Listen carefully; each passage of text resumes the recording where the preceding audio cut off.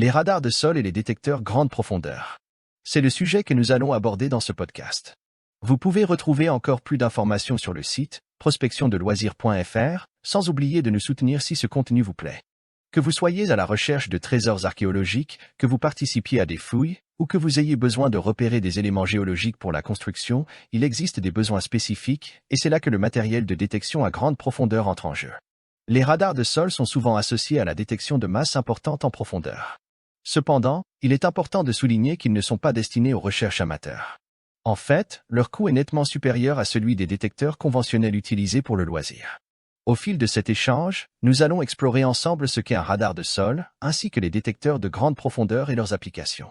Vous allez découvrir comment ces outils spécialisés répondent aux besoins spécifiques de diverses explorations. Pourquoi opter pour l'utilisation d'un radar de sol? Eh bien, c'est un peu comme comparer les détecteurs de métaux que les détectoristes amateurs utilisent. La principale distinction entre les deux réside dans la profondeur de détection. Là où un détecteur classique peut repérer une pièce de monnaie à 30 cm sous la surface, un détecteur grande profondeur bien avancé peut la localiser entre 100 et 120 cm de profondeur. Quant au radar de sol, il peut même dépasser cette profondeur. La différence réside particulièrement dans la précision de la localisation de la cible, à la fois en termes de zone et de profondeur exacte. C'est sur ces deux aspects que ces deux types de détecteurs se distinguent. Le détecteur grande profondeur est généralement plus léger et moins coûteux qu'un radar de sol, parfois appelé géoradar. Cet outil polyvalent peut être utilisé dans divers contextes. Si, par exemple, vous êtes une société minière à la recherche de gisements d'or, d'argent ou d'autres métaux précieux, le radar de sol peut scanner la zone à prospecter pour localiser la source. Il s'avère essentiel dans le domaine de l'exploitation minière pour dénicher les gisements les plus riches. Cependant, le radar de sol ne se limite pas à la recherche de métaux. Il peut également détecter des vides, tels que des poches, des cavités ou des grottes. Maintenant, concernant l'achat d'un radar de sol, étant un équipement électronique, surtout compte tenu de son coût, il est recommandé de s'adresser à des experts en système de détection de métaux. Ils seront en mesure de vous conseiller efficacement en vous proposant les modèles adaptés et en fournissant la formation nécessaire pour une utilisation optimale et un entretien adéquat. Vous pouvez consulter le site d'un magasin spécialisé dans la détection de métaux et les radars de sol comme la boutique du fouilleur, spécialiste dans ce type de détecteur. Le prix de ce type d'équipement de détection varie généralement entre 1 300 et 25 000 euros. Chaque modèle est conçu pour une utilisation spécifique, c'est pourquoi il est essentiel de bénéficier des conseils d'un professionnel averti pour faire le meilleur choix. Commençons par expliquer le fonctionnement d'un radar de sol. Imaginez-le comme un détecteur de métaux classique, mais avec une capacité de détection bien plus importante au niveau de sa puissance. Il utilise une antenne qui émet des micro-ondes électromagnétiques et une antenne réceptrice.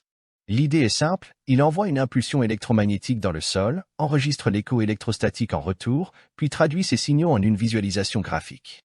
Là où un détecteur classique se contente de vous alerter par un son, le radar de sol, lui, offre une représentation visuelle. En détectant les variations de composition du sol, il repère les objets métalliques et affiche ces informations sur un écran ou une carte. En matière de choix, les authentiques radars de sol 3D, aussi appelés géoradars, sont les champions de la détection. Ils peuvent repérer des cibles métalliques et des cavités à des profondeurs inaccessibles à d'autres systèmes.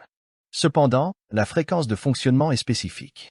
Une fréquence plus élevée permet de localiser des objets de petit diamètre, mais la profondeur de détection diminue. À l'inverse, une basse fréquence offre une plus grande profondeur, mais seulement pour des objets plus volumineux.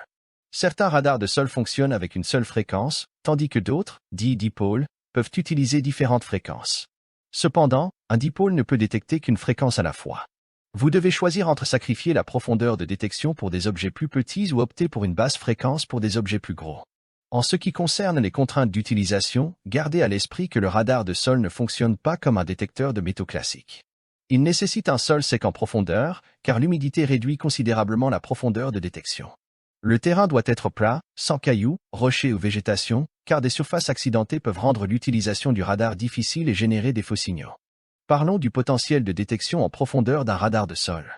Ici, deux facteurs clés entrent en jeu, le prix et les performances. Si vous optez pour un détecteur de métaux abordable, il ne pourra pas scanner aussi profondément dans le sol que du matériel plus sophistiqué. Cela s'applique également aux radars de sol.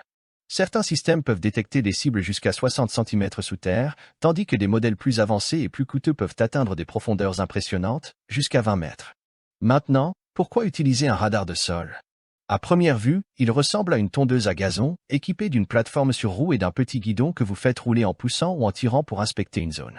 Outre sa capacité à localiser des cibles métalliques ou des vides, le radar de sol est souvent associé à un système de suivi GPS.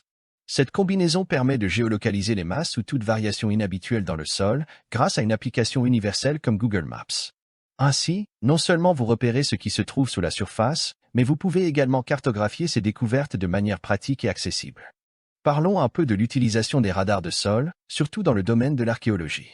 Les archéologues, depuis un bon moment déjà, se servent de cette technologie pour repérer des vestiges enfouis sous plusieurs centimètres de terre. Des découvertes inestimables, des bouts de notre passé qui aujourd'hui trônent fièrement dans les musées, ont été dénichés grâce à ces radars. Prenons par exemple le village gaulois de Vieille-Toulouse, maintenant au milieu d'un terrain de golf, découvert précédemment grâce à ces outils. Ces radars permettent aux archéologues de repérer des puits funéraires enterrés à plus de 80 cm sous la surface, recouverts de terre végétalisée. C'est un moyen formidable de prospecter sans altérer l'environnement actuel. Bien sûr, on ne se lance pas à l'aveuglette avec un radar de sol. Une prospection préventive est nécessaire pour déterminer où chercher et si cela vaut la peine de le faire. L'utilisation d'un radar de sol demande une certaine disponibilité de l'outil, ce n'est pas quelque chose que tous les archéologues ont en permanence sous la main. C'est un équipement spécifique, utilisé pour des recherches bien définies. On ne l'utilise pas à la légère, mais avec la certitude de trouver quelque chose d'intéressant. Comme toujours, pour un archéologue, la connaissance du contexte historique est primordiale. Le radar de sol aide simplement à cibler les zones qui seront étudiées en priorité. En ce qui concerne l'exploitation minière, les détecteurs grande profondeur se révèlent tout aussi précieux. Il peut détecter et localiser des changements d'état du sol, révéler des variations de minéralisation et ainsi définir des zones présentant des changements géologiques ou la présence de substances caractéristiques de certains types de roches. Prenons l'exemple de la prospection aurifère, l'or est souvent associé à des roches comme le quartz, la magnétite ou la ferrite, toutes ayant une minéralisation spécifique et connue. En se focalisant sur ces caractéristiques minérales, le détecteur grande profondeur peut indiquer des zones prometteuses pour des forages de test et définir un potentiel aurifère. Dans le même esprit, la recherche de couches de pétrole de surface ou la localisation d'une nappe phréatique peuvent également être facilitées par un détecteur grande profondeur en détectant des changements géologiques et de minéralisation. En somme, que ce soit pour l'archéologie, l'exploitation minière ou d'autres utilisations professionnelles, le détecteur grande profondeur se révèle être un outil exceptionnellement polyvalent.